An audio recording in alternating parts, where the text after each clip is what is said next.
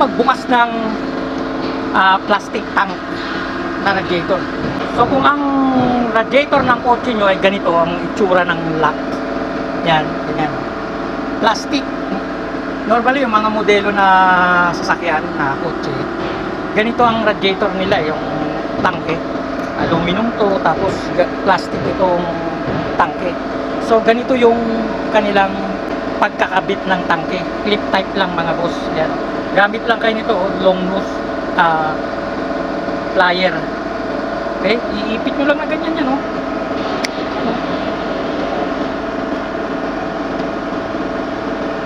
Teka, walang puwersa.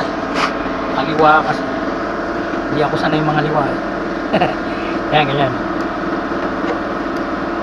Oh, daming puwersa. Teka lang. Makapal kasi ito kasi pang truck. Pero sa kotse, ano lang yun, manipis lang yan. Pag naangat nyo na yung isa na yan, mga boss, madali na yan, sunod-sunod na yan kasi aangat na yung kasunod yan. Magkakaroon na ng daan. Yan. Ayan. Ayan. So, ganyan lang. Tapos, dire-diretso na. So, tanggalin ko muna, Pakita ko na lang sa inyo yan mamaya kapag nabuksan ko na lahat. Okay? Para hindi humaba yung video natin. Yan, mga boss, natapos na nating iangat yung kanyang clip sa tangke. Ayan, medyo matigas kasi makapal yung kanyang pagka-aluminum dahil nga sa truck yung pinaglalagyan ng radiator na ito. Ang tip ko lang sa inyo mga boss, kung sakaling gusto nyo mag-overhaul ng inyong radiator, huwag nyo masyadong iangat itong clip nya. Ayan. Tama lang na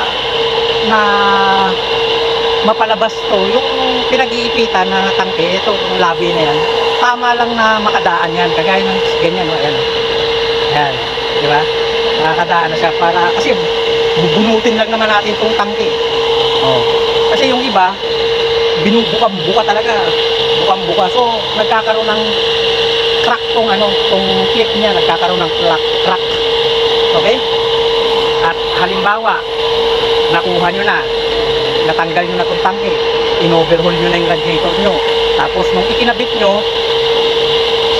at may butas pa rin, kumbaga hindi nyo na perfect, okay, yan mangyayari, bukas, sara, di ba? So yun ang magiging dahilan kung bakit mapuputol to, yan, yung clip na yan. Pag yan ang naputol mga boss, isa pwede pa, pero kapag 2 hanggang 3 na, may posibilidad na magkalik na dito dahil wala nang pipigil o iipit dito sa tangke, di ba? Kaya iingatan po natin itong clip na yan na maputol. Kung sakaling binuksan nyo ngayon, huwag nyo kaagad isasara na kaganon, kasi parang mababali siya pag ganon, di ba? Mababali, parang binabali nyo na to. So pahinga muna para hindi siya ako nga nilalagyan ko ng tubig yan. Halimbawa, hindi ko nakuha kaagad. Ako, ganun din. Minsan, hindi ko nakukuha kaagad yung leak dito. Hindi ko na perfect yung pagkakabit nito kasi ito, rubber to. May o-ring yan sa loob. Ngayon, kapag hindi malinis yung labi ng heater plate, at hindi malinis, hindi mo nalinis mabuti, talagang posibilidad na magkaroon ito ng leak pag sinarado mo na. Okay? So, yun lang ang tip ko sa inyo mga boss. So ito, bubuksan na natin. Yan. Yan, pupukuin nyo lang yan. Huwag martilyo kasi pupukok yung tangke. Ito, rubber. Pinampukpuk ko. Saka dahan-dahan lang. So yan. Yun. Naku po.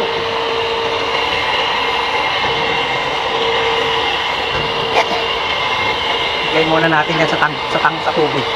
Yun, sarado mga boss.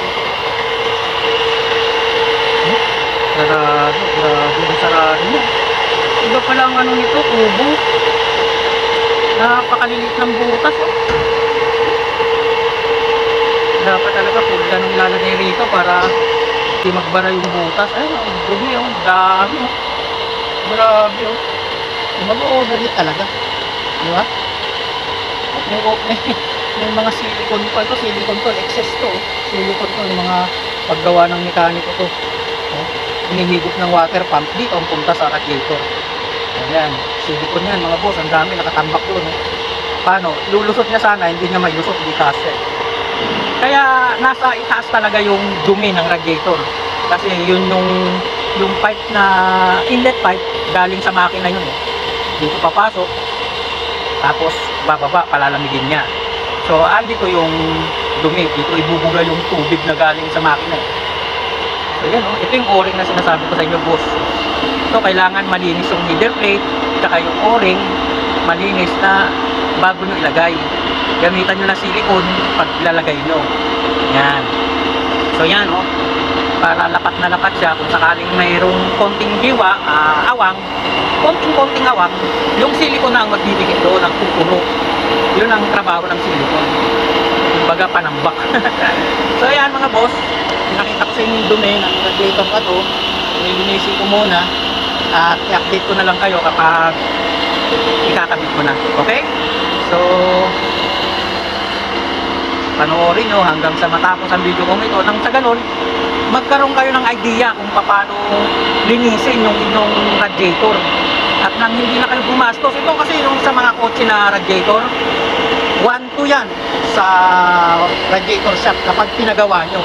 Samantalang bubuksan nyo lang, kagaya ng ginawa ko, bubuksan nyo lang, tapos alisin to, lilinisin, linisin nyo lang ng tubig, pusukin nyo lang, tapos eto, steel brush nyo lang. So ipakikita ko yan sa inyo later, ito muna po problemahin natin. Ito, alisin ko muna yan. Hanginan ko lang naman yan hanginan ko lang yan, ito. Yan tanggal na yan. Diba? Yan, hanginan ko lang yan. Tapos susundot-sundutin yung mga nakapasok na talaga, tas hangin ulit. So ganun lang ang paglilinis ng tubo sa radiator. Ito, maliliit talaga yung tubo niya. Ayan, yung butas ng tubo. Pero yung mga sa kotse, yung sa mga sasakyan, hindi ganyan kaliit. Malaki-laki dyan. Okay, kaya mas madaling linisin yun, boss. Kaya, kayang-kaya yung linisin yan. Nang iwas gastos na rin pati. Makatipid tayo sa maintenance ng inyong sasakyan, di ba? Sayang din yung 1-2, di ba? Okay, linisin ko muna mga boss,